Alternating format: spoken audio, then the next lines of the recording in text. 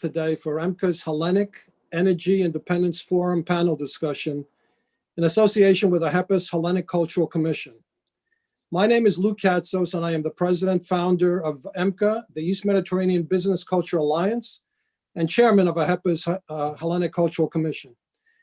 We are honored today to have in the forum discussion Costis Stambolis, president of the Institute of Energy of Southeast Europe, as the panel moderator, as well as a highly distinguished panelists, including William Laitinen, the Economic Counselor in the American Embassy in Athens, Dr. Sotirios Manolkidis, a member of the board of the Regulatory Authority of Energy, Dr. Stratos Tavoulareas, the former global lead for Power International Finance Corporation, Dr. Yianis Bassias, the president and CEO of Hellenic Hydrocarbon Resources Management, and Dr. Michael Karmis, a Stonie Barker Professor at Virginia Tech and the director of the Virginia Center for Coal and Energy Research.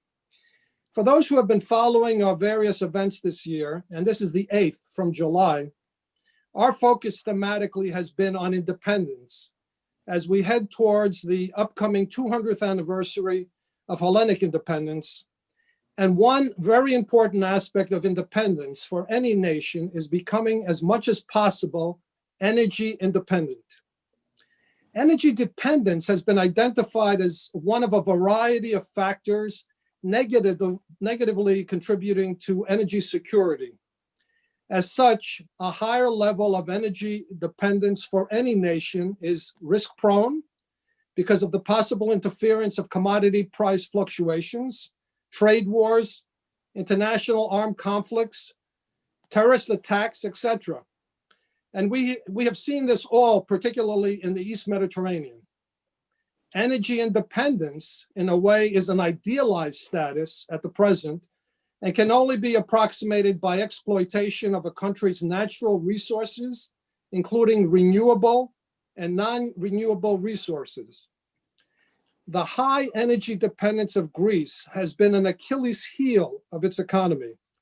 It has acted as a hindrance to its growth, contributes to a weakening of its geo-strategic position, and creates a reliance on third countries, some not so friendly, for its energy resources.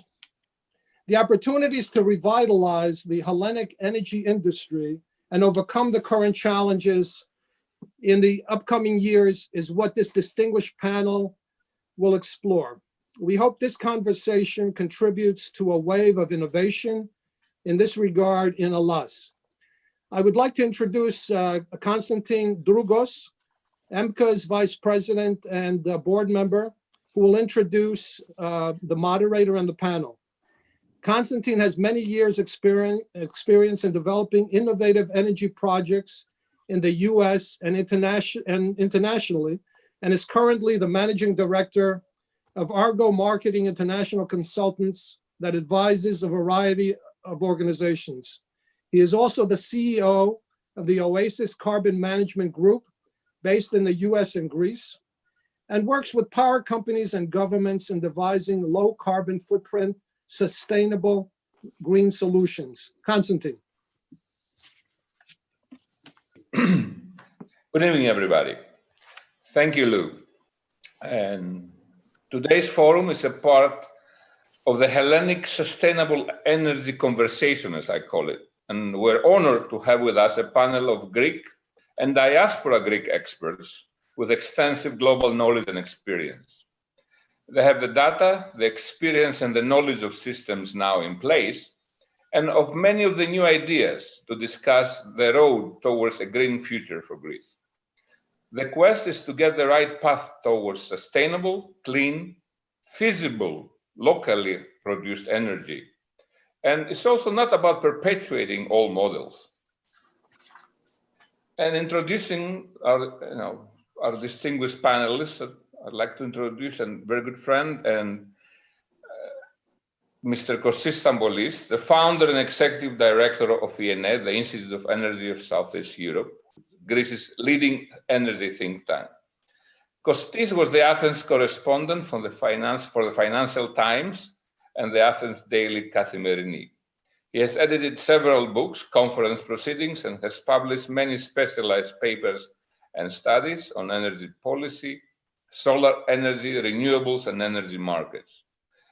The Greek Energy Directory, the Greek Energy Market, and the Southeast Europe Energy Outlook are all considered basic references on energy policies in Greece and Southeast Europe, and they're all published by IENE.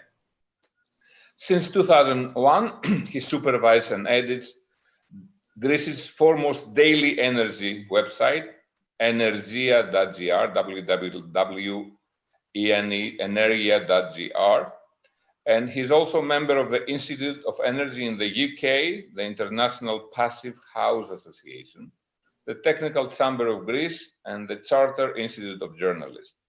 ENE's mission is to promote a broader understanding of the key energy issues in the region and provide a suitable platform for the exchange of views and information, open to professionals, companies, stakeholders, and others who are actively involved in the energy sector. ENE aims to contribute towards the implementation of European Union Sustainable Development Strategy that combines social and economic development with environmental protection. And our first, I will start by introducing and thanking Chip for being with us, Mr. Chip Laitinen. He's the Economic Counselor at the US Embassy in Athens, Greece. And he's also the lead for Power, and has a great knowledge of Greece's situation right now and projects. And thank you for being with us, Chip. Our next panelist is Dr. Sotirios Manolkidis. Sothirios is a lawyer, legal counsel of the Hellenic Regulatory Authority for Energy, RAE as is known in Greece. He's also an adjunct professor of the International Hellenic University, teaching energy, politics, and security. And he is a former vice president of RAE. His term just finished actually this year in 2020, responsible for international affairs. Sothirios was born in Thessaloniki, that's where I am from, and he graduated from the law school of the University of Thessaloniki. In 1989, he was admitted to the Athens Bar Association. In the same year, he was awarded the LLM diploma. And after completing the postgraduate program of public law and political science in the University of Thessaloniki. In November 1995, he was awarded the title of Doctor of Laws of the European University Institute in Florence, Italy. From October to September 1995 to September 98, he served as a lecturer in law at the Cardiff Law School of the University of Wales. He taught courses of the European Union law, and later he was a special advisor of the Office of the Greek Ombudsman. I always have a problem pronouncing this word.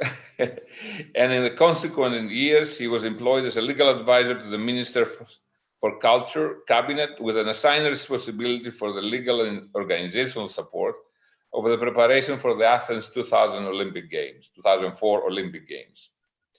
He has published extensively in the areas of EU law, energy law, constitutional and administrative law, and participated as a keynote speaker in numerous conferences in Greece and abroad.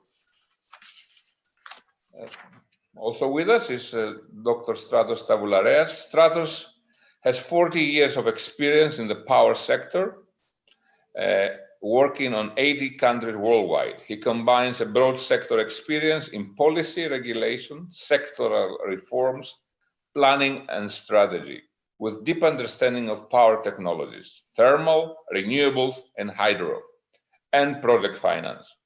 He has been involved in cutting-edge technologies and entrepreneurial ventures. He has held leading positions with the International Finance Corporation, which is part of the World Bank, and engineering advisory firms, including his own company for 20 years, and power plant suppliers. At the International Finance Corporation, he was the global lead for power. Presently, he advises a variety of organizations, and he is visiting scholar at the George Washington University. Stratos has a degree in mechanical and electrical engineering from the National Technical University of Athens, an MS in Mechanical Engineering from New York University, and an MS in Management from Rensselaer Polytechnic in New York.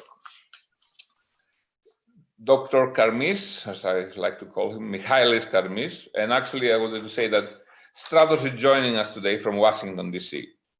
Michael Karmis is a Stonie Barker Professor of the Department of Mining and Minerals Engineering and the Director of the Virginia Center for Coal and Energy Research at Virginia Tech. His expertise is in the broad area of the sustainable development of energy and mineral resources, including the areas of production systems, geomechanics, health and safety, carbon management, and energy planning. He has authored and co-authored over 180 scientific papers and has directed more than 60 major research projects funded by government agencies, foundations, and the private sector.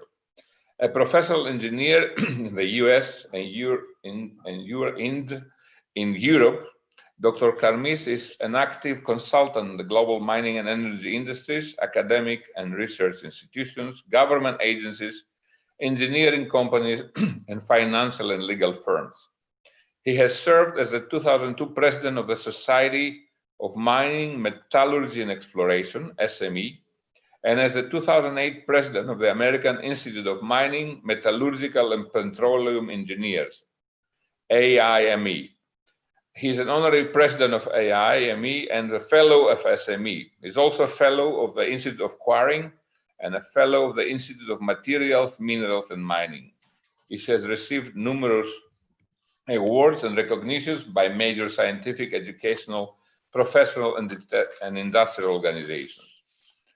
And last but not least, Dr. Yianis Bassias. Yianis has served from 2016 to 2020 as the president and CEO of the Greek state-owned company, Hellenic Hydrocarbon Resources Management, managing the Greek E&P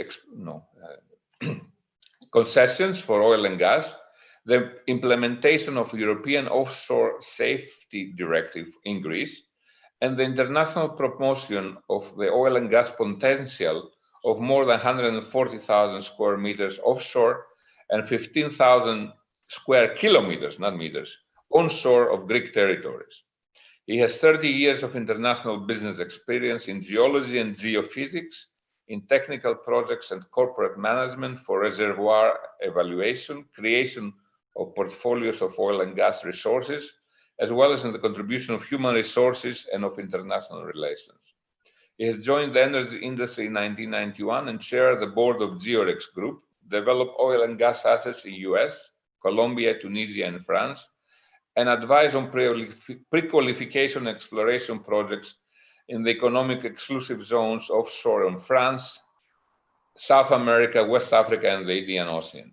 Before 92, he had an academic career as an associate professor of geology in Paris and postdoctoral Humboldt Fellow in FU Berlin. He holds his PhD in geology from the University Pierre and Marie Curie in Paris. Thank you, gentlemen. Thank you for being with us tonight. Costis, the floor is yours. Thank you, Konstantinos, and thank you, Louis Katsos, for a very interesting introduction. I think you've set the pace and the theme, the theme of energy independence bring all of us around this table. I have to say that not many people share this view. And this has not been happening just now, but over the last 20 years, there has been a cultivation of the view that energy independence is passé. It belongs to the past. Because in a multipolar world and heavily or greatly globalized economy, they argue, we don't need to look into each country's energy independence. The view, which has been amplified by EU and the participation of countries like Greece in the EU, is that in this multipolar world, globalized economy, European-wide economy, Eurozone, if you like, you don't need energy dependence. The reason is that there's no problem when it comes to supply. Energy is abundant, oil is abundant, gas is abundant, electricity is free. And the only thing we have to do is take care of interconnections between the various countries in terms of electricity, gas, and sharing of technology. And hence all our problems are solved in that way. So it doesn't matter if we depend 5%, 50%, or 100%. As part of the EU, you don't have to bother yourself with such problems. Therefore, the emphasis is on new technologies, renewable technologies, hydrogen, as these are the guidelines. These are the issues which guide energy policy across EU, and by extension in every country. Last year, Greece had for the first time to submit what we called Energy and Climate Plan to the EU. And earlier this year, this was revised by the Energy and Climate Committee, which is a government committee which I participate. And the format was to submit proposals on renewables, energy efficiency, and 2 or 3 other matters which are what to do with legal issues and how you're going to support this with research and also bring in new legislation to deal with this. No mention on oil, no mention on gas. And the countries which use nuclear, yes, it is inevitable today, but hopefully it will not be so tomorrow. So this is a heavily biased agenda, which we have spared no effort trying to point this out to the government, that energy policy cannot be confined to the 25 or 30% of your energy mix. And I would like to show at this point the first slide. Can you organize this, Constantine? Yes, the first slide is visible. So this is where we stand today. This is the total primary energy and the final energy. And we see here that in the primary lignite, we're still in 2018, played an important role, about 20%, then followed by oil, 46%, and gas, 18%. And the rest is renewables and electricity from hydropower.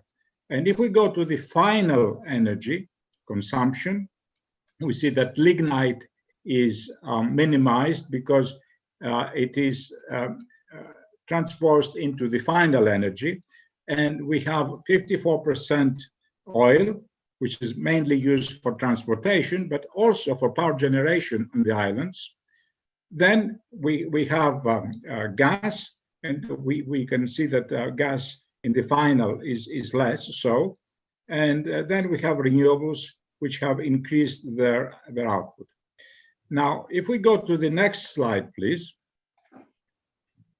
This will show you what was the electricity mix last October, I mean, in the month that passed. And we see here that lignite, which is the local indigenous fuel, which has for many years served the energy needs of the country, has now been minimized to 5%. So only 5% of electricity, of the current electricity production is produced by lignite.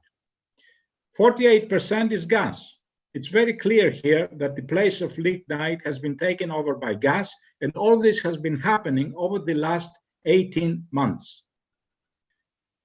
29% is renewables, which is wind and photovoltaics, and hydro. And the rest, 15%, are imports, electricity imports. For many years, Greece had been importing something like 5 to 8% of electricity from neighboring countries, mainly for balancing purposes. This has now ended, and electricity imports some months rise up to 25%. I mean, this is just 1 month, indicative though, but it's just 1 month. We have seen months over the last 6 months where we had 0 lignite and we had 25% electricity imports and 50% gas. So the energy mix and the electricity mix in particular have been changing very fast over the last 18 months. And this is very worrying, and I will come into that. Please, can we go back to our original setup? Now, we've seen here the dependence of the Greek energy system on imported gas and imported electricity. The government says that over the next few years, renewables will go up to 50 or even 60%. And they will be backed by batteries and hydrogen and a little gas.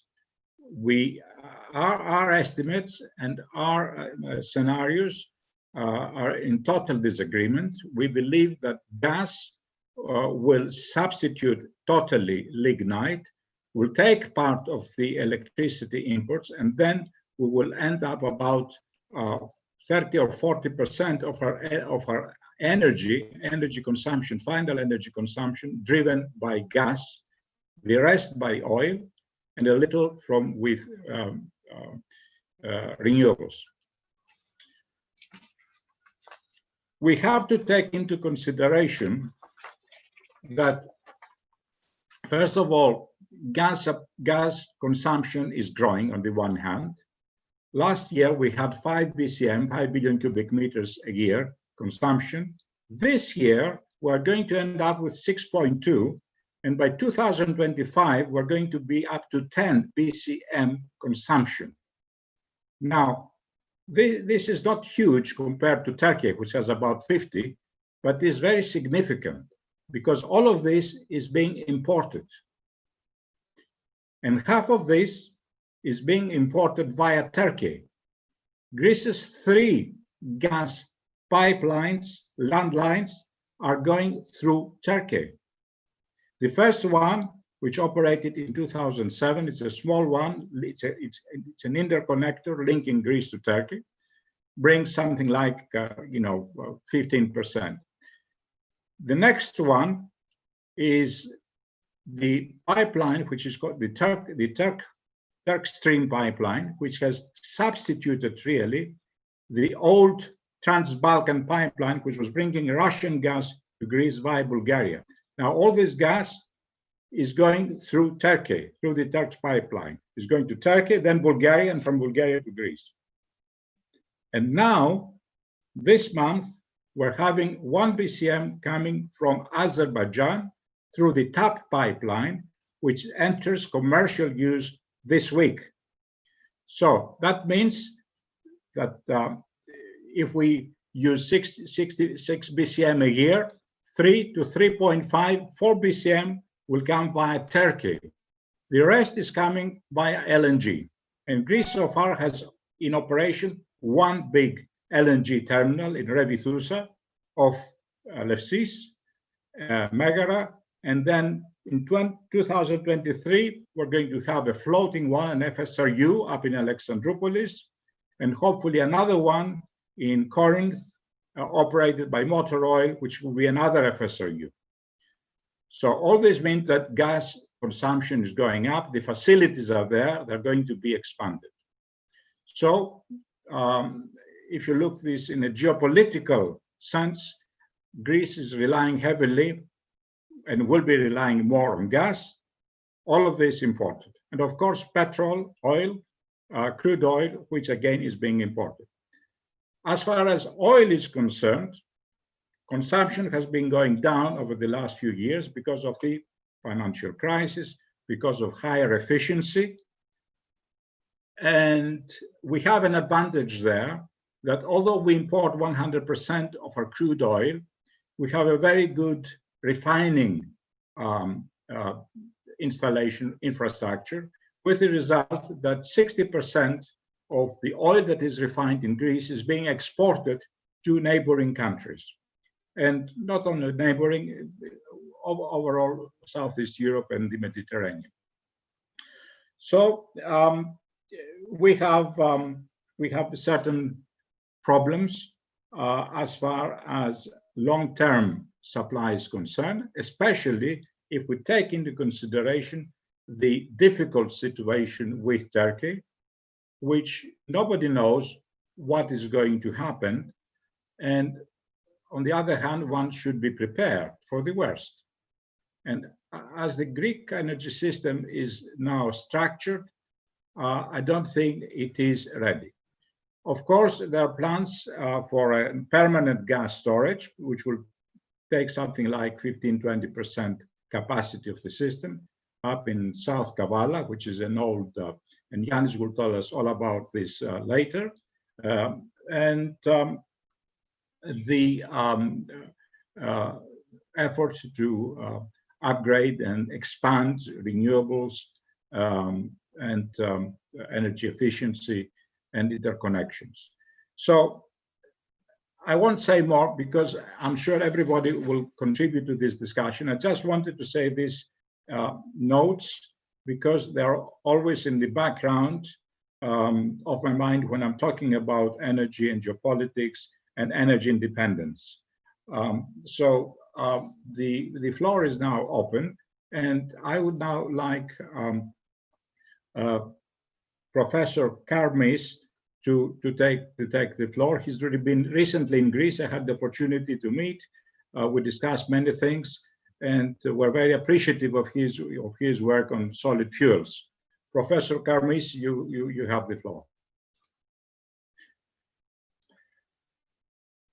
Can hear.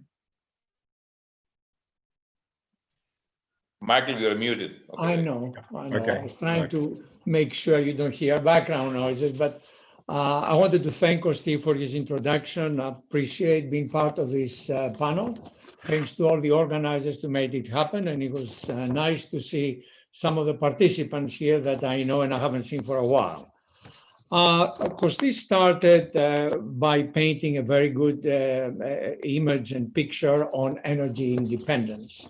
And I would like to mention that this independence is a significant major dimension. But I would like to take a step back and get a bit broader and talk about energy planning, because that is a multidimensional issue, and one significant component is the independence, but includes other things as well.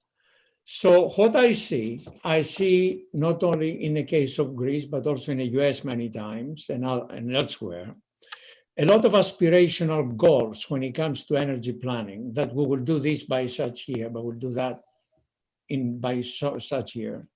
So I see a lot of aspirational goals. What I don't see is a roadmap for a comprehensive energy plan. There is a lot of goals, but not a path and not really a detailed discussion of obstacles and opportunities along the road. So I want to talk a little bit about that, about the Hellenic Energy Plan rather than just on the Hellenic Energy Independence. I see a lot of assumptions. For example, we are delignitizing Greece, while by the year 2028 on Ptolemaida 5, on others even earlier on, while other countries in Europe, Germany is, let's say, getting out of coal, what is 2036, 38, Poland in 2040. That sudden and very aggressive timetable, I think, is quite shocking to the Greek energy system. It has significant negative economic implications to local communities, and at the end of the day, is grossly increasing energy imports, while these imports are electricity or gas. It makes no difference. It's also based on some assumptions which basically they're not correct. I see assumptions to say that we'll have a mature hydrogen economy by the year 2030. Nobody believes that. Most people agree that this is a significant source, that this will happen, but most probably we won't see much till the end of 2030s and 2040s. In fact, if you look at the current situation, and I've been discussing this recently with the US Department of Energy, the 80% of hydrogen today is created from gas. It is called blue hydrogen if you take out the carbon by carbon capture and storage. And that cost to create hydrogen is about $2.27 per kilogram, which translates to $107 on a barrel of oil, just to put in some perspective. So $100. Now, if you look at green hydrogen, looking, for example, solar and hydrolysis, you get to $14.53 per kilogram. That equates to $687 per barrel of oil. Do you believe these are numbers that are actually one can base an economy by 2030? I just don't think so. There is other assertions as well. 50% of the US CO2 emissions come from transportation, is the number one. Coal is only 21%, gas is something like 33%. Transportation is about the fourth largest CO2 emitter globally. And everybody says, well, don't worry, we're going to have electric cars. Now, I'm not going to ask where the power will be to charge your car at nighttime if you don't have any kind of base load that can work 24 hours a day. But recently, I want to note a study by MIT that says very clearly, there is no way that by 2030 we'll meet the goals of electric vehicles. The goal was to get to about $100 per kilowatt hour. Most probably would be $250 or even $300 per kilowatt hour. In other words, the cost of buying and operating a car will be totally prohibitive.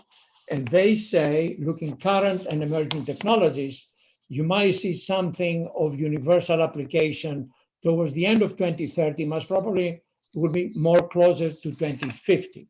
One issue that they bring up is that they cannot control the cost of raw materials involved in batteries. What are these raw materials? Lithium, zinc, and all sorts of others. That brings me to something which is close to me as I'm a mining engineer, and actually Stratos would be interested on this. This is a study made by the World Bank, which actually dissected all green energy, let's say, infrastructure, whether it is wind or solar or batteries, into the necessary ingredients. In other words, the raw minerals. That includes, for example, copper, indium, lead, nickel, zinc, silver, cadmium for solar panels, getting to wind, neodymium, steel, batteries, the same thing, lithium.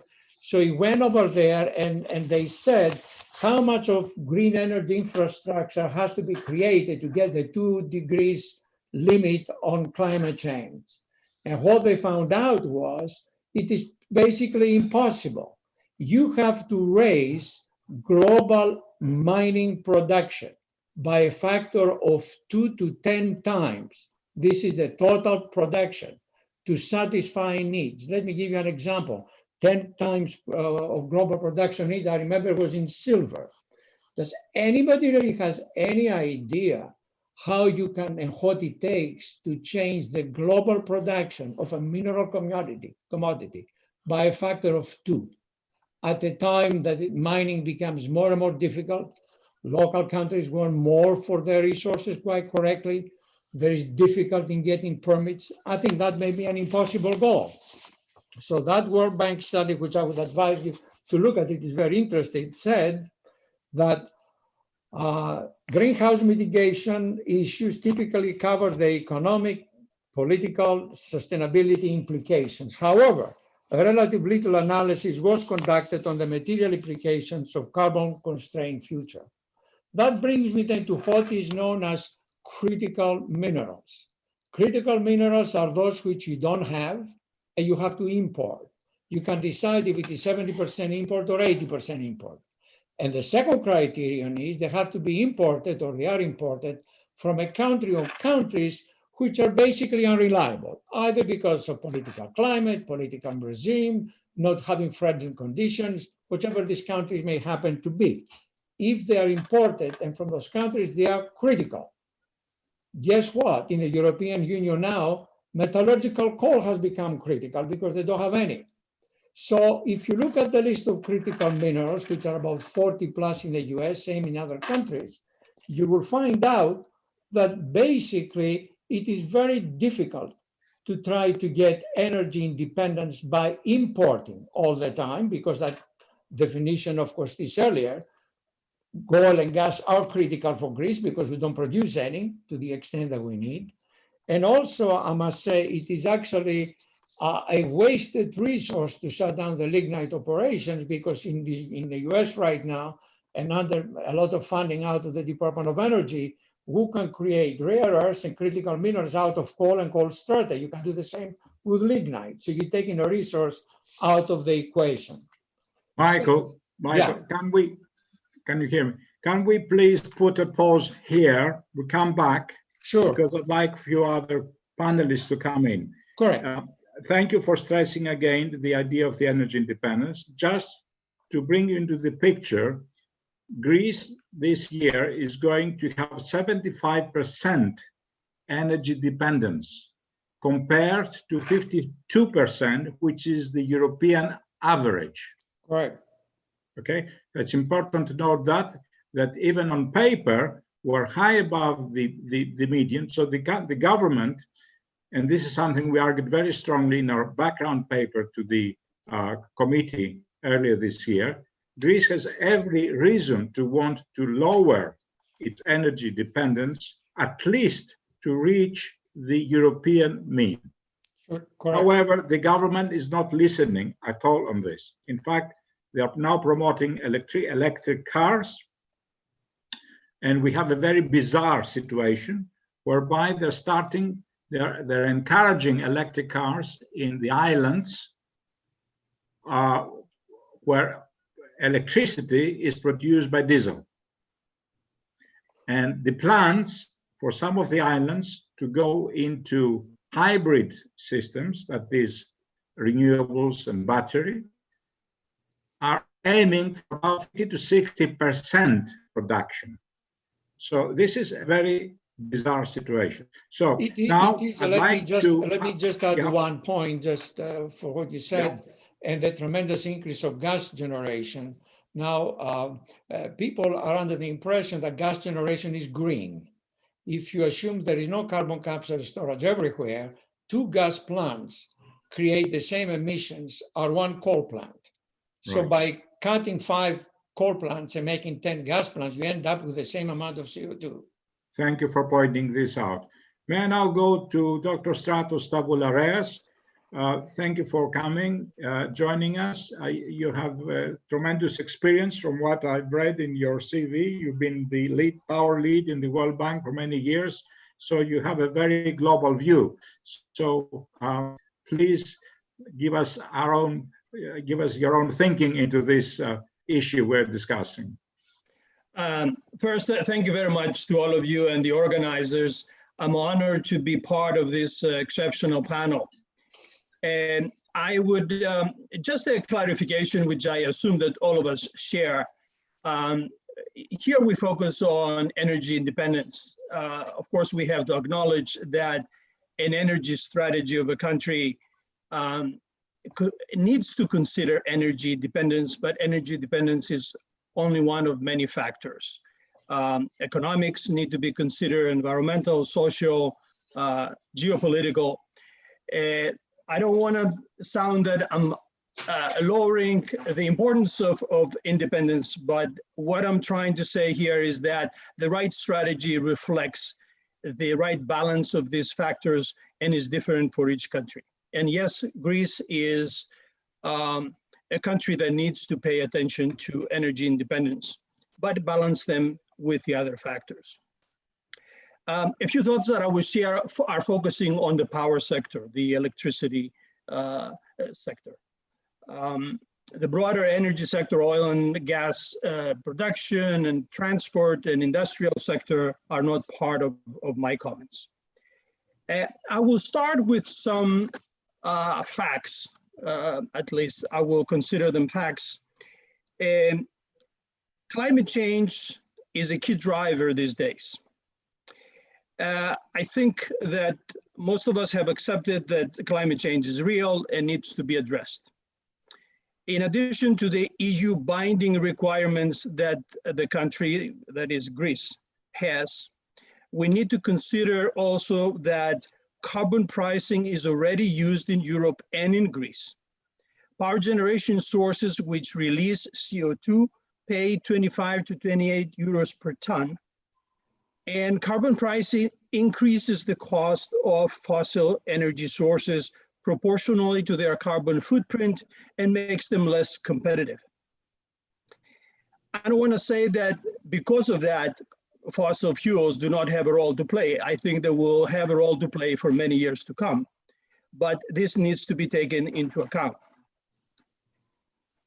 Carbon pricing is going to stay. I don't think it's going anywhere soon. In fact, carbon prices are going up, and they're going to affect both policy and investment decisions.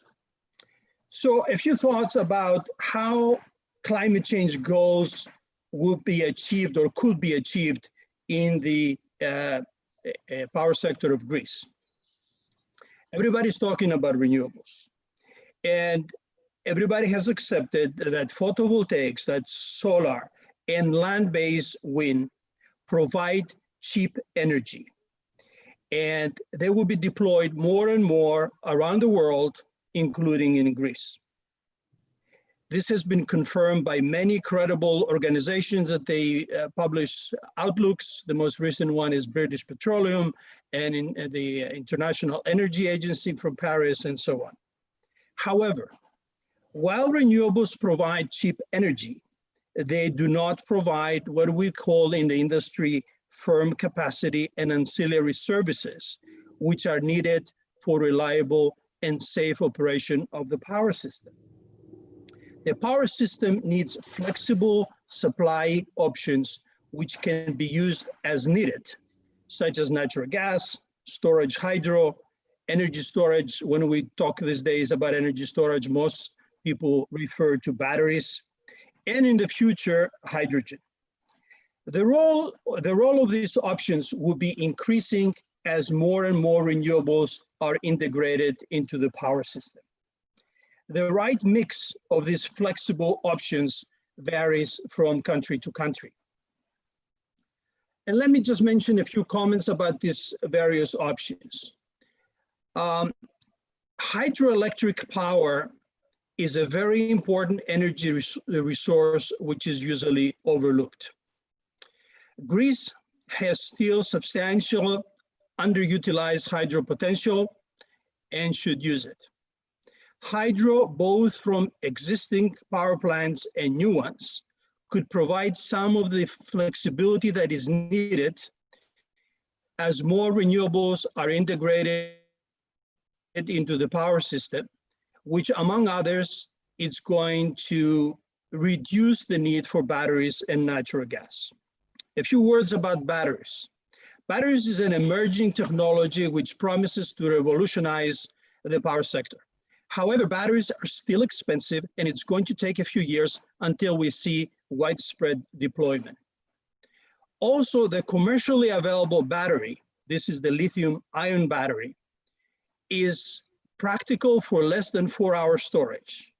The power system needs longer-term storage too, which has to come from some other source. The big question with regard to Greece's energy strategy is the role of natural gas. And I should tell you that Greece is not the only country that is looking at natural gas and asking what to do with it. What is the role, the right role? The United States is in the same situation. We have a new administration, and gas is going to be at the center of their discussion. The European Union is asking the same questions. They were supposed to release a paper in terms of their natural gas strategy. There are conflicting interests, and we don't really know what's going to happen. Is it a transition fuel, or is it a fuel that will target for extinction right after we target coal? Or is it a fuel that we can rely for at least 30 years? And I'm saying 30 years because if you are to explore for gas, if you're to build the infrastructure to bring it to the consumers and to the power plants, it has to be 30 years plus. As more renewables are forced into the system, the utilization of natural gas is likely to decline. It's going to be used as a peaking fuel, balancing energy source. And the result is going to be lower capacity factors, and the cost per unit energy produced is going to go up. This is going to have a significant impact on the economics of natural gas. Now, if we believe that natural gas is an important energy source, as I believe, the question is how Greece should obtain adequate amounts of gas. I do share the concerns of the previous speakers that the present plans may lead to an over-reliance on gas transiting through Turkey. The energy security concerns can be addressed by developing our own domestic gas resources and importing LNG from multiple countries. In the latter case, I think an example is the LNG that it was just mentioned from Alexandroupolis, which is being built to import LNG from the United States, LNG that will be used not only in Greece, but in Bulgaria and potentially in other Balkan countries. So I will stop with this. I'm sure that we'll have an interesting discussion that will follow. Thank you. Thank you very much, Stratos. I keep your observation about gas and the 30-year horizon, the immaturity of electricity storage, and the need to persevere with hydro, which Greece has plenty, and the need to evaluate very closely the various options, energy options that a country like Greece has, which I think we all agree that such options have been not very carefully evaluated over the last 18 months. I would now like to ask Dr. Sotirios Manolkidis, who is a lawyer background, but he has spent last 5 years as the deputy chairman of the Regulatory Energy Authority. And in that sense, he has been in the front line of energy policy and application. So, Dr. Manolkidis, you have the floor. Thank you very much, Mr. Chairperson.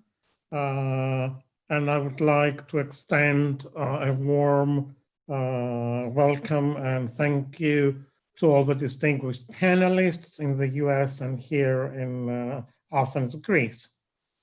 Most of the topics have been already addressed and covered in a thorough way.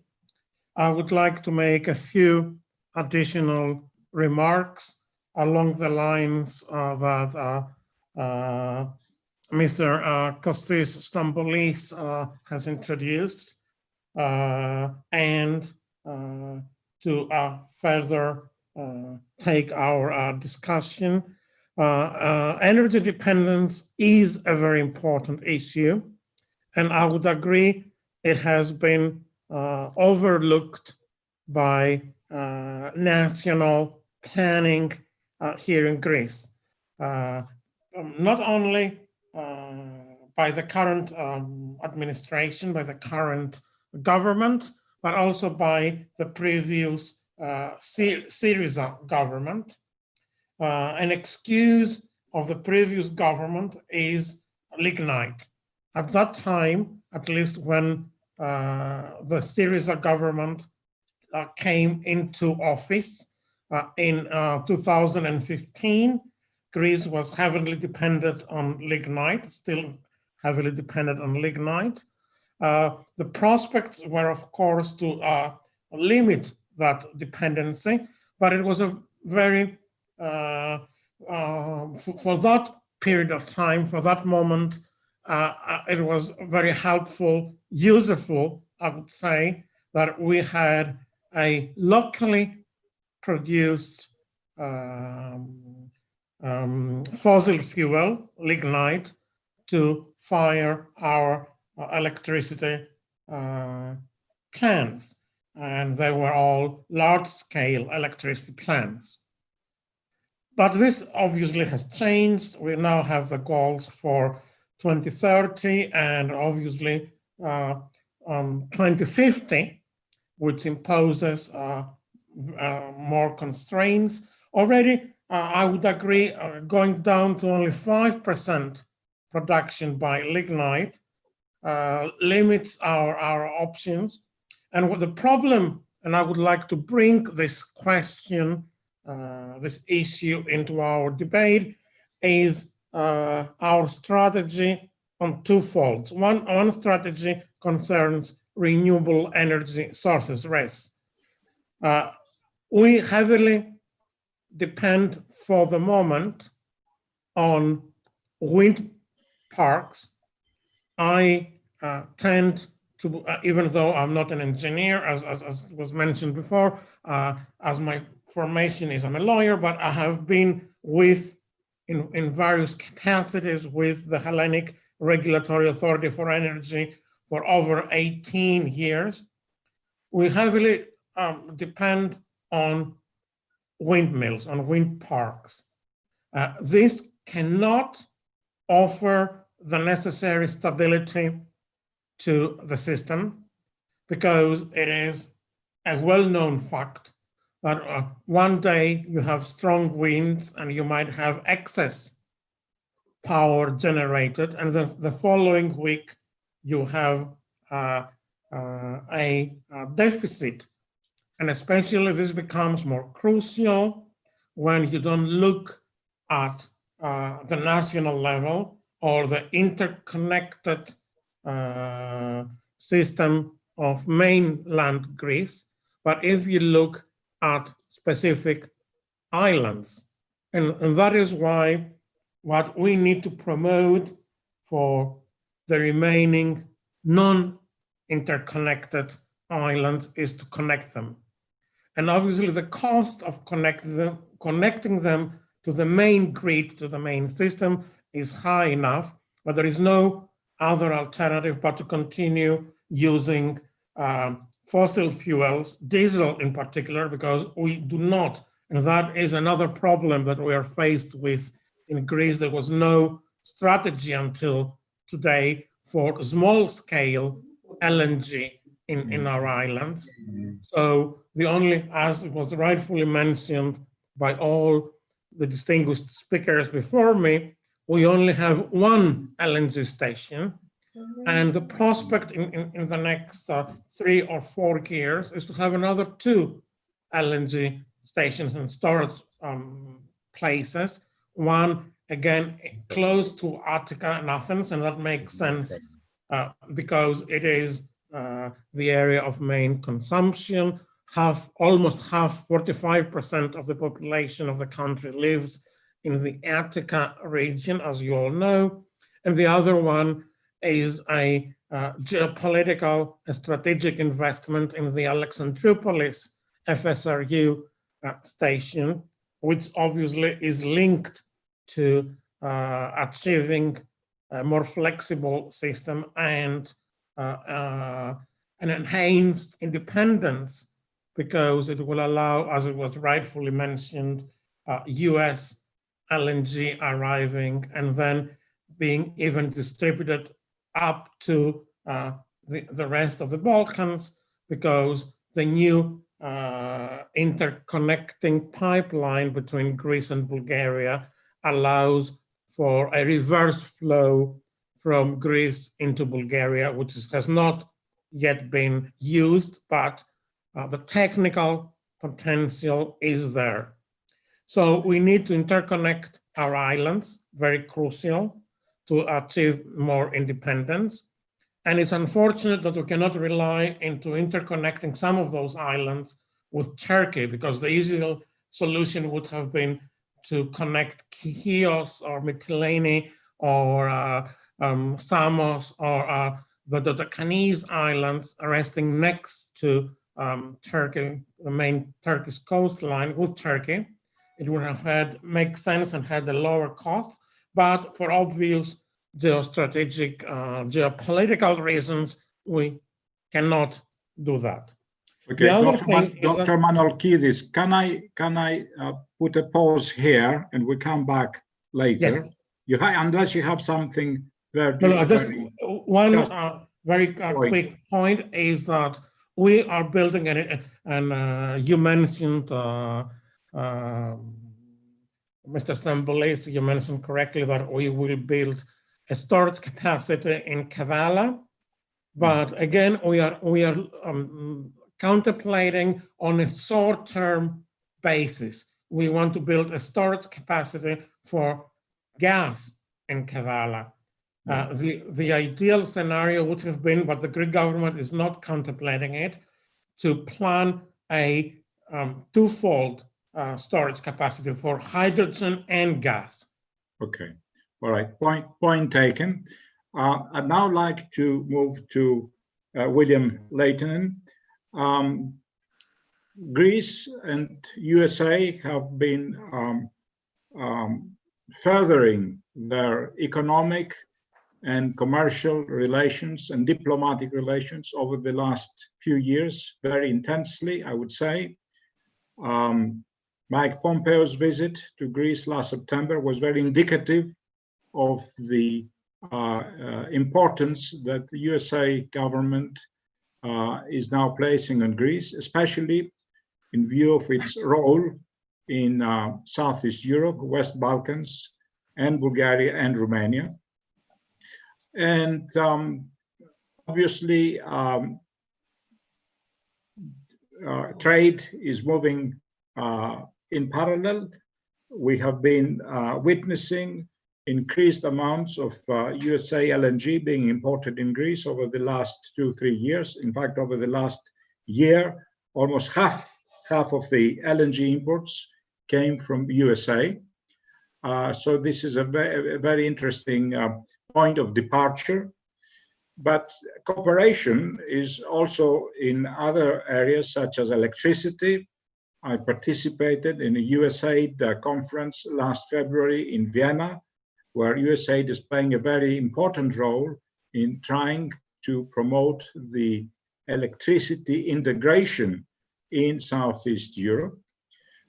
And of course, USA has a very attentive ear when it comes to Greece's geopolitical problems.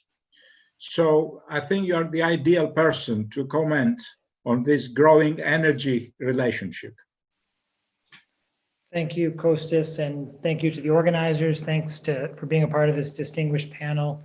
And I think you framed that very well in terms of how we look at that. And as you said, there's been a lot of attention from the US on Greece, and that's increased in the last few years, but it certainly, this region has been in focus. I mean, the Southern Gas Corridor is something we've looked at for decades at this point and have supported, not necessarily as a commercial entity, but as strategically. But exactly, Pompeo was here when we had the secretary here. The Assistant Secretary Fannin also was visiting at the same time, and he's our lead at the State Department for Energy. This was his third visit to Greece within 2 years, and as he said at the time, he has worldwide responsibilities and he hasn't visited any other country as much. So again, I think between the East Med issues and the links to the Balkans, Greece really is an important country for the US. And I guess that's just my short topic today, is just kind of looking at the kind of energy security aspects of independence. And that's, I think, where we start from on a lot of this. And I mentioned to some of you at the beginning, I worked with Ambassador Pyatt in Ukraine. So we were both there in 2014 when Russia turned off the pipes, turned off the gas to Ukraine, and they had to quickly before winter find a way to reverse flow gas from Slovakia to actually make it through the winter and to survive off of storage. At the same time that Russia was invading and took over the part of the country where the majority of the anthracite, which was about half of the coal power for the country. So it was quite a challenge. And I've seen, again, firsthand the geostrategic implications when you don't have that independence and trying to get through that. I mean, the good story on this is that Greece is in a good position, certainly on the gas side. And that's why you hear Ambassador Pyatt speaking very positively about this. And, you know, again, I think the projects have been mentioned already, TAP coming online this year. I've been out to Komotini. I've seen the pipes going in the ground for IGB. This is, you know, been talked about for a long time, and it's finally being built now. You know, I know discussions are ongoing with North Macedonia about an interconnector there. The FSRU, the Kavala gas storage, which the privatization is finally starting. I know there's a lot of work to still be done. But that's a great story. I mean, Greece actually has a terrific story to tell in that it is looking for different alternatives. And it's with partners is building that and really looking to play that important role in the region. Again, you talk about the LNG, and again, I arrived 2 years ago. There have been no U.S. LNG shipments to Greece before, and now, you know, it's 50% of the a growing LNG market, not just the LNG market, but where LNG is about 50% of the market again this year. But what's encouraging to us is sort of the competition that comes with that, and that's what we're really promoting when we want the diversity of routes and supplies. Is it's bringing that competition. So where there was much more dependence on Russia as a primary source of pipeline gas in the past, that's no longer the case when you have these other options. Again, you know, the Ukraine background, it certainly targets this, but you look at Bulgaria and Serbia and many other places. I mean, until last year, Bulgaria had also was 100% reliant on Russian gas. And it's changing markets, and that's this market dimension is something we can't ignore on this. And that's where this infrastructure is so important, is you now have, you know, Russia having to come to the table, and instead of oil-based contracts, they have to be oil and TTF.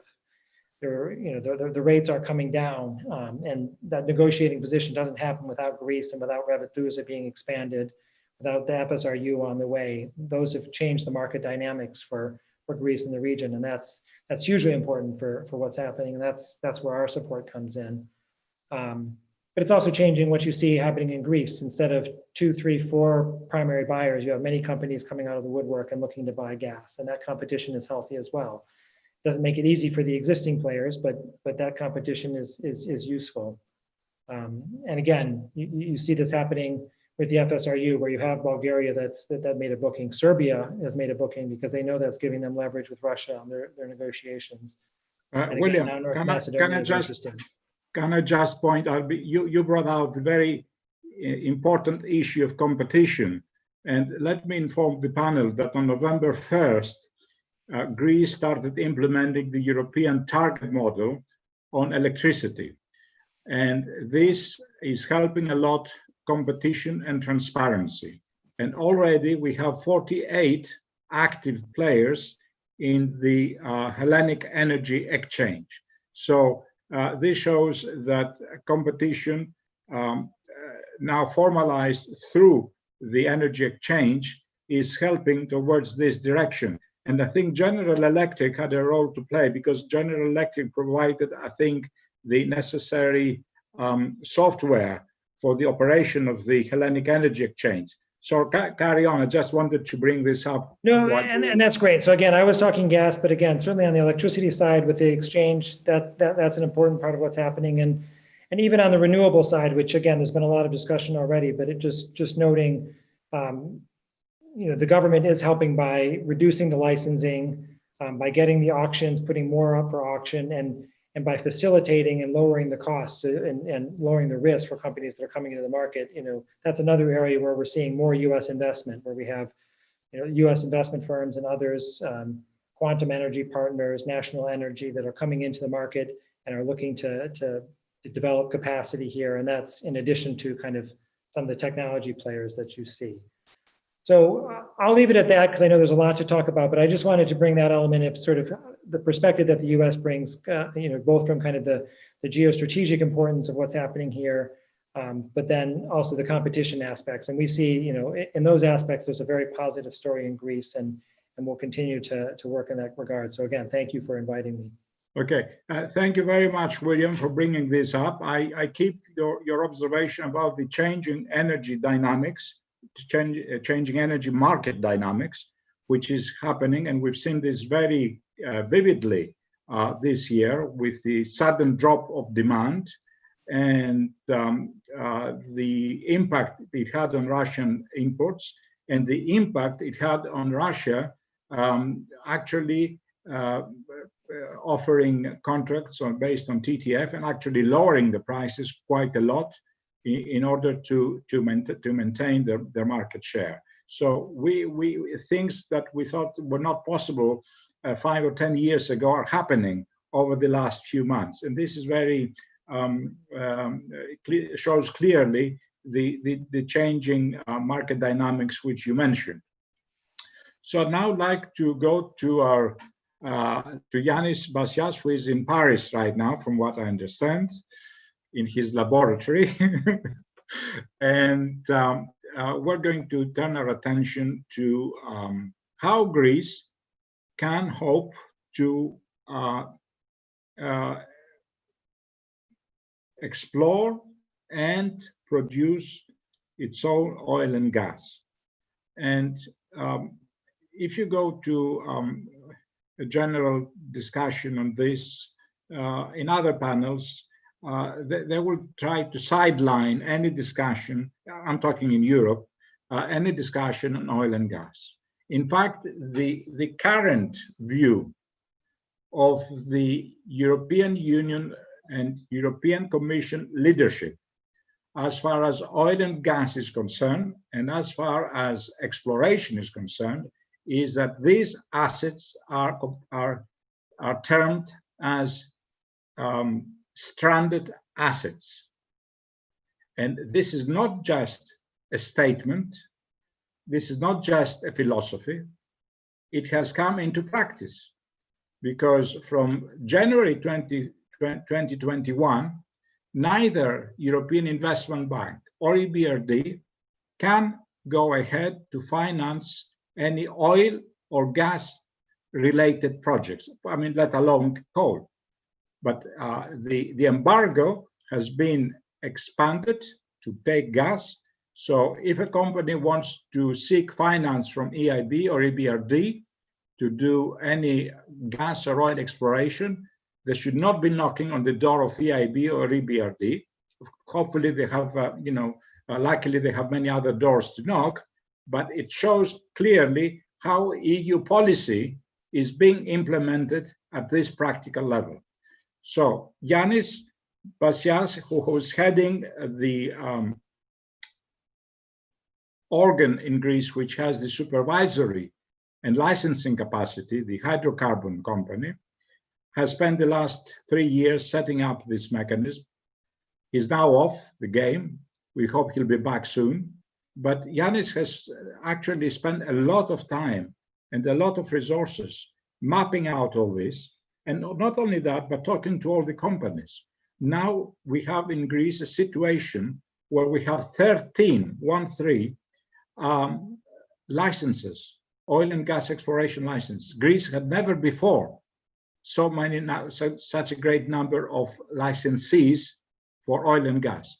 And the question is, if the government is giving cold shoulder on oil and gas, are there any hopes that we can see oil and gas exploration by these companies over the next few years, Yianis? Yianis, you have the floor.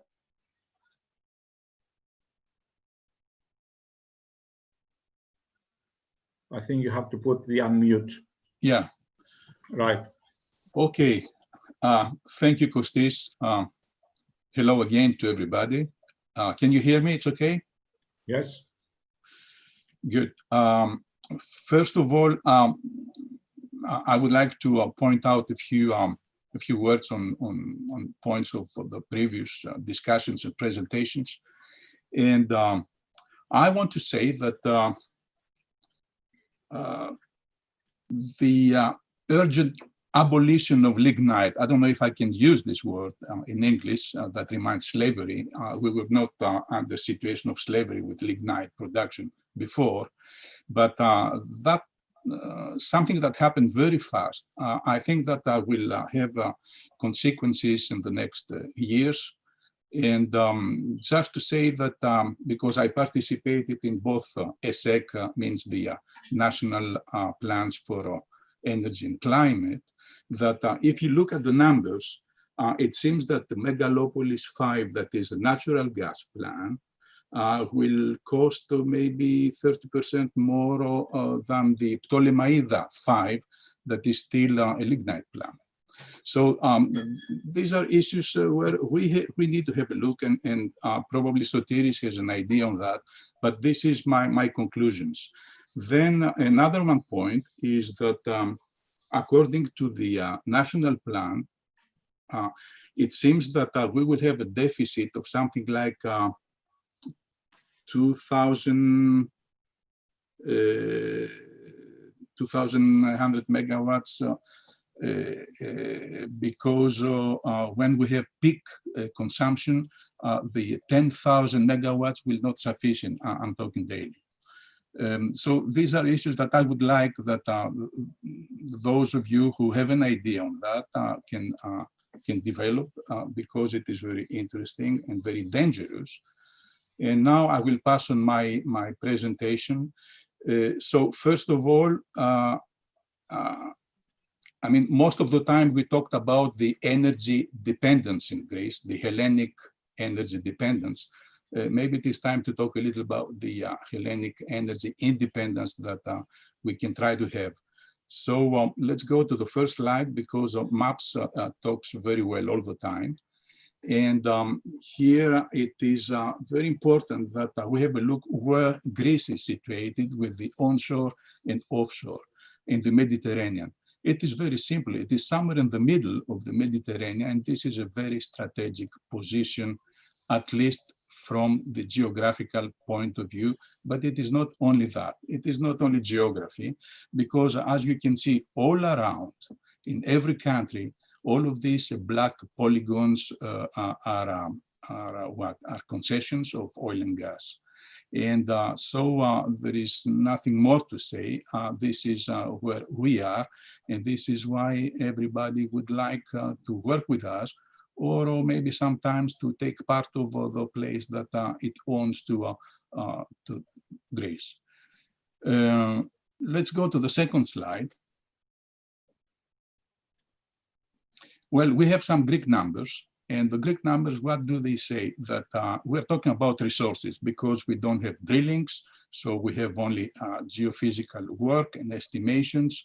A lot of work was done with HHRM, the state company, for 3.5 years, and we arrived to these conclusions that can open not only a dream, but a project to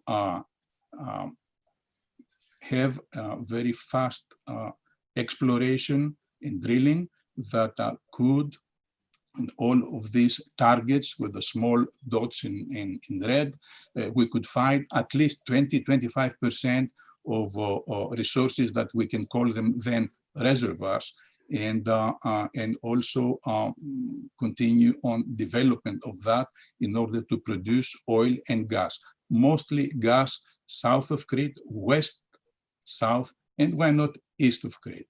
And in such a way, what will happen is that maybe 20% or 25% of this 70 to 90 TCF will be real produced gas that will help the economy strongly. In such a way, well, in the next maybe 7 to 10 years, not before, we will have a trend of continuous production that starts from Albania and goes down to Israel and Egypt and Cyprus, with very important consequences on what? On the possibility for the market to spend the necessary time for infrastructures and transportation projects like those of the pipelines. Because today, and we can go to the first slide, today we don't have, let's go to the third slide, please. Yeah, because today we don't have the sufficient volumes of gas discovered in the Southeast Mediterranean that can allow the industry, the market, to spend the necessary money that is maybe 7 billion, maybe 10 billion, but it is something there in between. It is a very big amount, and you don't spend that like that. So you need the necessary volume so you can fill the tubes, you can fill the pipelines, and you can materialize the project that appears here. That is what kind of project? It is the project of having 3 trains from east to west, supplying not only Greece, not only the Balkans, but going to Western Europe in order to not have this monopoly that Chip talked before and everybody knows. So we don't have, if this can be done, we will not have only the from north to south direction and supply, but we will have from east to west. And this is very important. Think about that 20 years before, in this area, there was no line, there was no yellow line, there was no blue axis, and there was not even the blue stream. The blue stream, it is the blue line that crosses the Black Sea and goes to Ankara. So a lot of changes happened in the last 20 years. Why? Because gas became very, very important. And this is why Greece has to go fast, allow and help for the gas exploration in this area, because not only it will help to materialize projects like that, I mean the pipelines and the transportation, but also will help the economy of Greece. So here we're talking about the title of the conference, that is independence. Let's go to the next slide.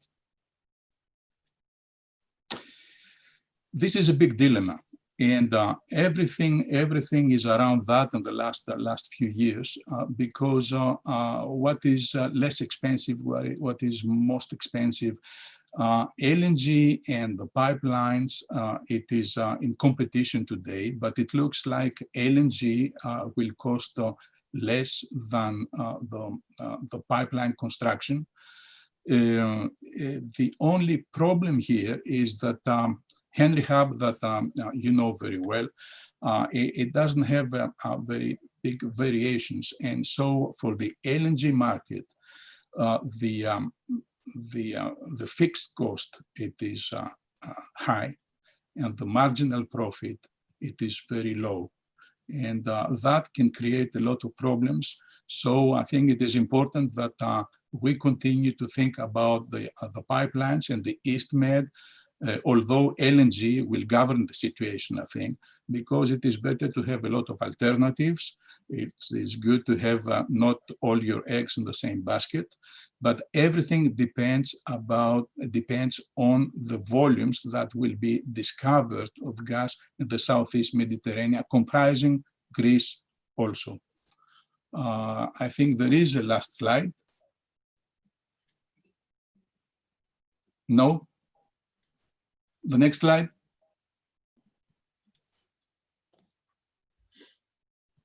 Maybe there is no slide. So, well, that was my presentation. I think that we can talk about that. Costis mentioned before that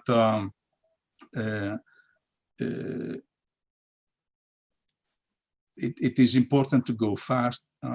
It is very interesting that we have 13 licenses and a lot of the big boys in the game. I don't think that it is the right time to discourage them. I don't think it is the right time to let them feel that, okay, guys, you can spend your money, but we are green. And let's talk about that also in the following minutes. Yianis, meeting. This was an excellent presentation. You, in very few lines, and few graphs, you've answered, I think, the queries of most of us, of how much, how important, how big are the Greek assets in oil and gas. My question is this: we have a government now which considers oil and gas as stranded assets, which means they're in full, they're following exactly the same line as the EC bureaucracy, and they're playing by the green agenda game. And although they, as you know very well, because you were there, they passed through Parliament the last bill concerning the licenses of ExxonMobil and Total south and southwest of Crete. They did this with a heavy heart. And a few months ago, the Prime Minister, when talking to Parliament about the new environmental law, he addressed the various environmental groups like Greenpeace and WWF, saying, what are you arguing about, that we're not doing enough? Don't worry, this oil and gas is not going to make much difference. He used the Greek phrase, perionu skias, that is, are going to be so important as the shadow which is thrown by a donkey. So, we have this attitude which is not changing. And not only is not changing, but is hardening. So, in view of this intransigence, how do you think that we can proceed as a country, as a nation, political parties? What is the road ahead? I'm very worried and I'm very skeptical about this. And I think if the government pursues this practice of talking right, left, and center about stranded assets, large companies who have paid some money to obtain these licenses, these concessions, are going to go away. Please give us the inside story. You have the inside story. May I raise a few points? Yeah, let Yianis answer first, and then we go to you, Dr. Manolkidis. Yeah, it is true, and this is what I said. You cannot say, please come invest here, and we are an open country. Let's do that, and at the same time undermine that. Okay, you can do your drilling, you can spend your money, but we are green. So what shall you do if you're a CEO or a CFO of a company that has 20 choices around the world? Because the big companies, they have 20 choices, 20 places they work. So they say that Pareto law, 20%, 4 of them will work and they will pay for the other 16. You will leave because we are not the center of the world. We think that we are the center of the world, but we are not. And I think that's the way the industry is looking. I'm not talking about the geopolitics, because there are strategic issues like those south of Crete, or especially east of Crete, that will probably push and will. The big companies, they have also a national characteristic behind. They will stay because they have other projects also. But from the I would say the capitalistic point of view, the business point of view, it is useless to spend your money if you know that you will face difficulties and then it will not work. This is the truth. May I add, I think Sothirios has wanted to say something, but maybe after Sothirios I can add a comment. Just to bring into the picture, and I would like to thank Dr. Bassias for a very thoughtful inside view. The real issues are two. The volume generated in these concessions, and the strategic view of those concessions. So when I was the vice president of RAE, I opposed to, it was not our responsibility, as you all know, to issue licenses, but I thought it was meaningless from a geopolitical point of view to issue licenses in the West, in Western Greece and in the Ionian Sea. In East Mediterranean, it plays a very important role. So I'm very much in favor as far as we will see if it is from a business point of view feasible to go ahead and build the EastMed pipeline, and maybe, and I want your opinion on that, combine it with the Eurasia interconnector. So it will have a single path allocated, because the Eurasia interconnector is already at the verge of not being implemented once Greece opted. It was the previous Syriza government that took that decision to interconnect Crete and take the plan out of the joint EU common interest financing of important investment. So we need to look into how it is, from a business point of view, feasible, so the volume to be exploited, but also take into consideration geopolitical, geostrategic reasons, because at least currently, as it was pointed out by all the distinguished panelists, LNG is cheaper than having a under the sea transportation, the EastMed path. But we have to broaden our views and bring geopolitical reasoning into the picture. Thank you. Okay. I wanted to. Mr. Manolkidis, Dr. Manolkidis, you're suggesting that it doesn't make much geopolitical sense to develop oil and gas resources in Western Greece, right? But Yes. it is important. But it is important to develop the EastMed pipeline, right? Especially if we combine it with the so-called Eurasia interconnector, because that will end the isolation of Cyprus.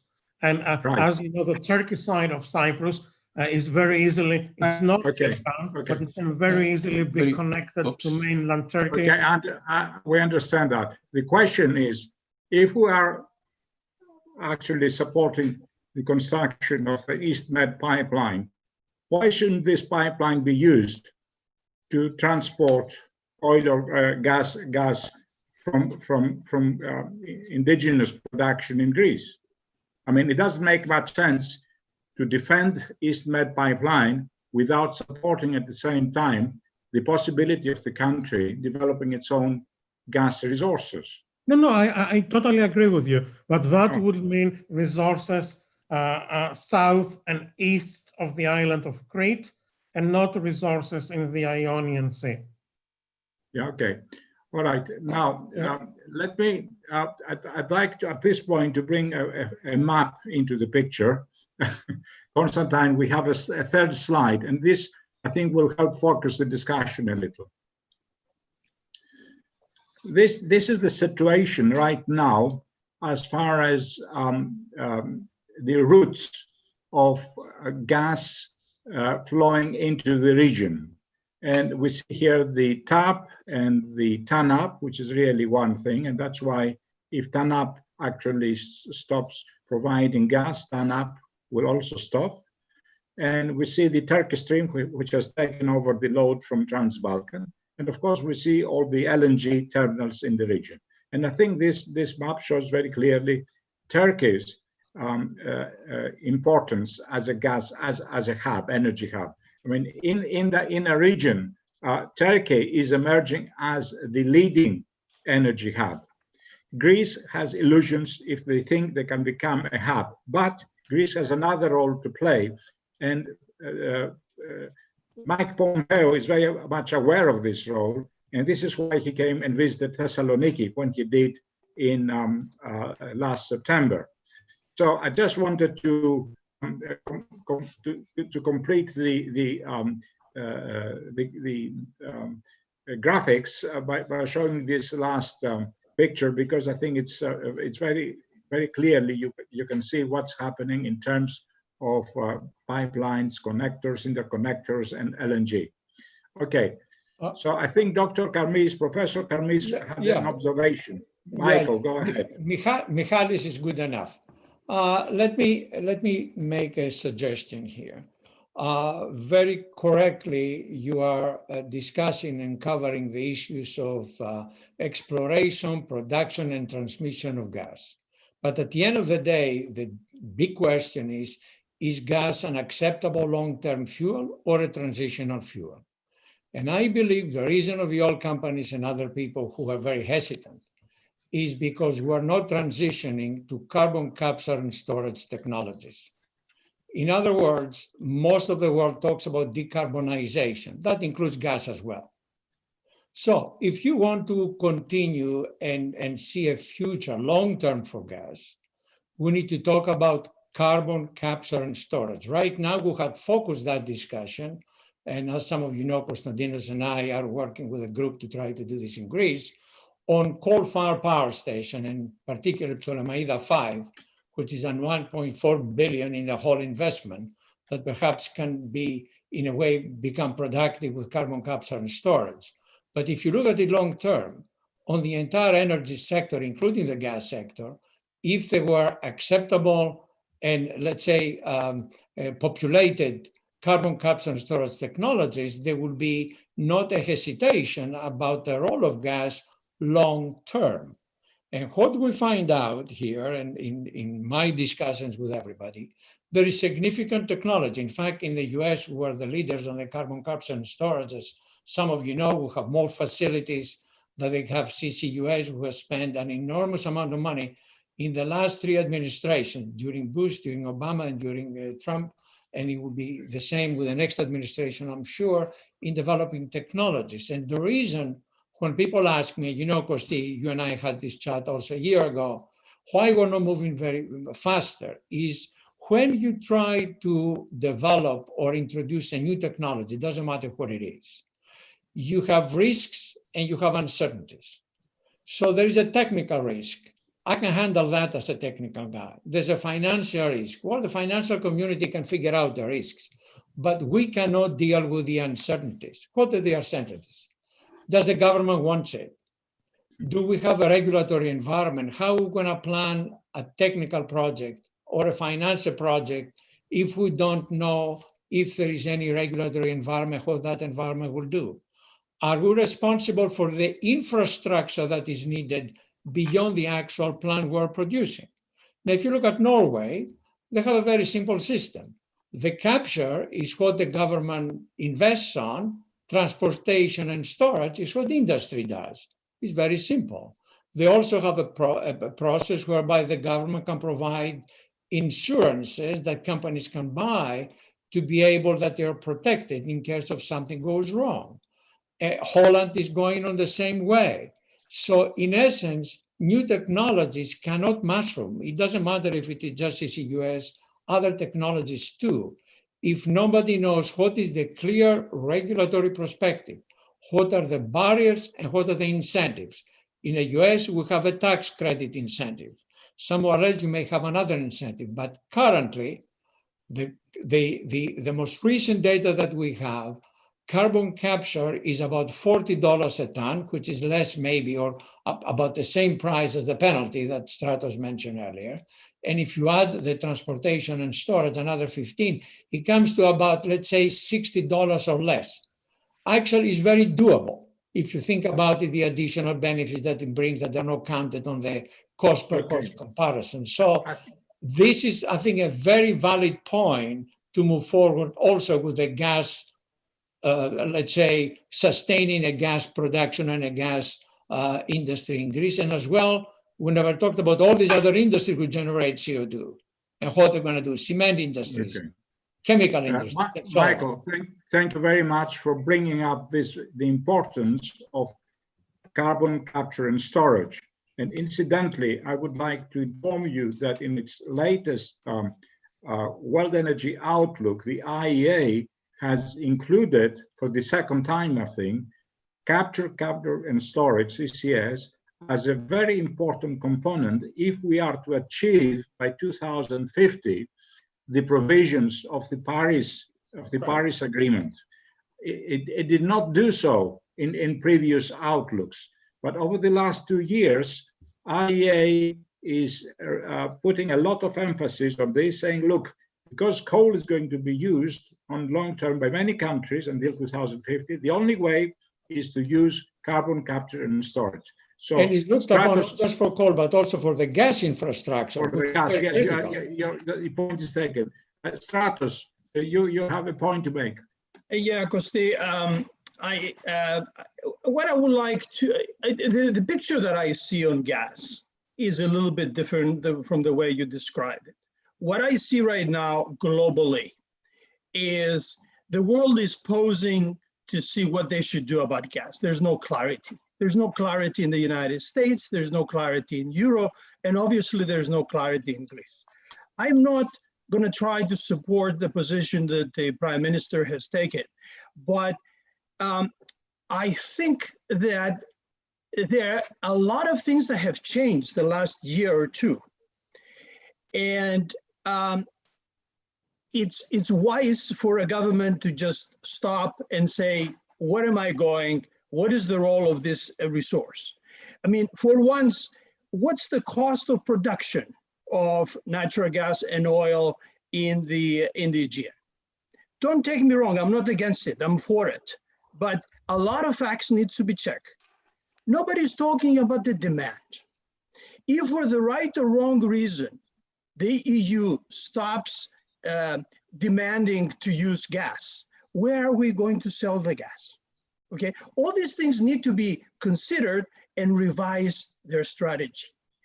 The other thing is just one quick comment general. I think Michael mentioned about planning, and I will broaden the topic. I would say, I think if we want to help out, we should provide some honest and useful input to the government in terms of certain options and the overall strategy.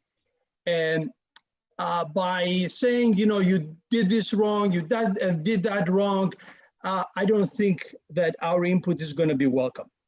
And again, I'm not taking any political position. I'm an independent, and I want to see in Greece a way, a mechanism through which experts like us provide guidance to every government that it's up there.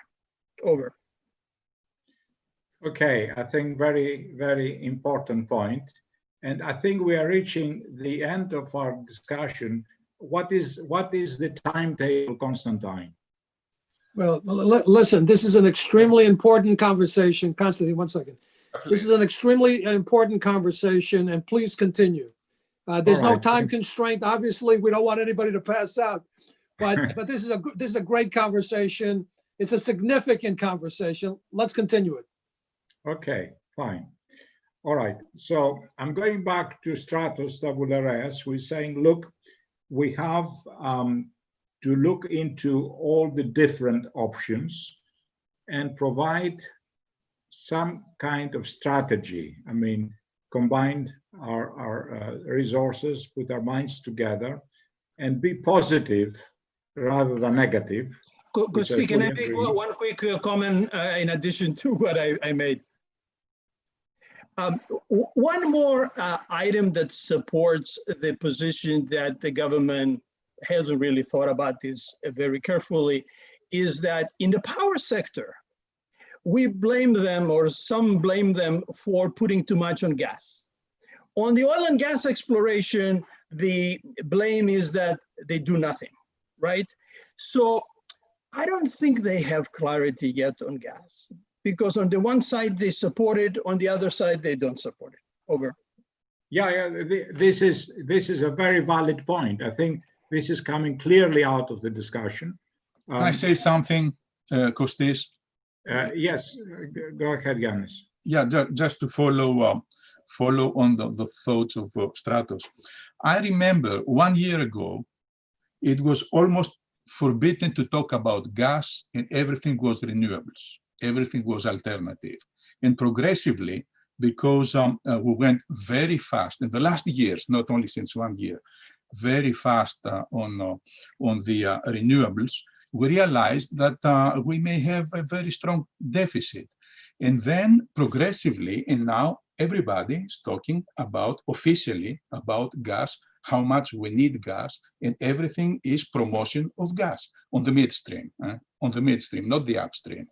So there is an important change that happened in the last year, and so I think that this is the desire of the government to continue, because it will allow to sustain all the projects that are developed with electricity or for electricity, because if not, we will have blackouts. This is a first point, and if you allow me just to give a very short thought on something else about what Mr. Manolkidis said for the pipelines. In our business, I mean the industry, what we look is, before we spend money to develop something that can produce, is if we can fill the pipe, if we can sell it.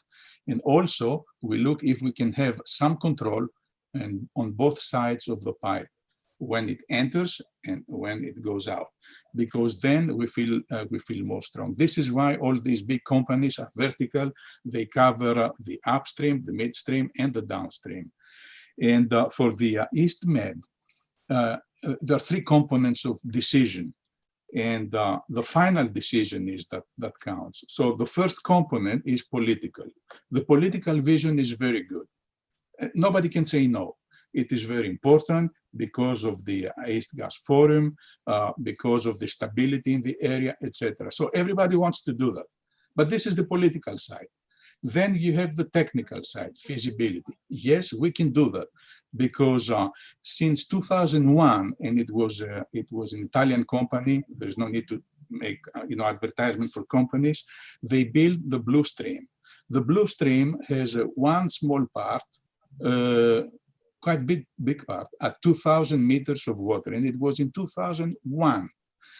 The East Med will have only maybe 20–30% that is deeper than 2,000 meters. So technically it is feasible, and the materials, I mean the alloys, everything is okay for that. The problem is the third component. The third component is who will put the money. I'm not sure that today we live in a time of the Keynes economy. Probably yes, probably we'll come back on that. I don't know, I have no idea. But it is the market that decides, and the market wants to be sure that if they put 100, they will take in 10 years or 15 years, 120. They will not take back 80. If not, they don't do that. So now to say that the European citizen will put $20, 20 euros, and 10 euros the citizen and 10 euros the industry, so we will build the East Med, if you cannot feel it, because it is something like 10 BCM a year. So what Greece will need after 10 years, as you said. Right. Yeah, so Yianis, you're making a very valid point, which many people overlook. And the point is, unless you have contracts between the seller and the buyer, you cannot have a pipeline. And we saw that very clearly in the TAP pipeline. I was in the initial team, which designed and put the proposal forward back in 2005, 2009, and we knew exactly where the problem lies. So we have a pipeline, as we saw in the map on paper. We have intergovernmental agreements, which are very helpful and necessary, but we do not yet have any actual contracts or notion of contracts between buyer and seller. We don't know who the seller is going to be, and we don't know who the buyer. And unless they actually start formalizing such contracts over the next few months or 2 years, I don't think the pipeline will ever be built. Right now, we have a depressed market, as you all know, on oil and gas. So nobody right now is actually speeding up trying to do such contracts. I'd like to come back to the other issue you brought up, Yianis, about that the fact that 1 year ago, very few people were talking about gas. Now everybody's talking about gas. Obviously, because we see that more gas is being imported, as I clearly said at the start. But the business groups, the companies who are importing and marketing this gas are not necessarily involved in oil and gas exploration. And Not at all. They have no interest. They are moving in the commercial, in the merchant arena. So yes, everybody's for gas because they make money. But when it comes to looking at the strategy options, then the government has a role. And I think this is, as Stratos very rightly pointed out, this is what I think as a group, if you like, we have to put an emphasis. And I think it would be very useful if we come up with some kind of agenda and proposal for tabling such a strategy. We have tried as an institute in the past. We've done so in the previous government back in the Samaras days. We tried during the Syriza government by participating in this. Yianis and myself were members of the government committee, but we didn't manage to influence their deliberations, although we tabled very specific papers. So I think we have a policy deficit there.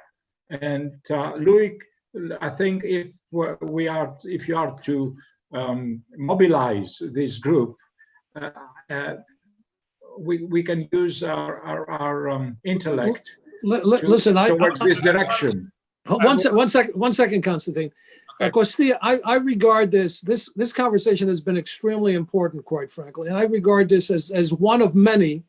And certainly you can use EMBCA as a forum for future discussions on this particular issue. There's very few things more important than what we're talking about right now. With that, Constantine, do you want to make a statement? First of all, thanks to everybody, and I listened to all of what you said very attentively. It's extremely interesting. But before we go, I'd like to pose this question that is really not discussed that much in the forums that I've been in Greece. What do we do with the lignite that we have now? I mean, the gas, in the best case scenario, is 5, maybe 10 years away if that happens.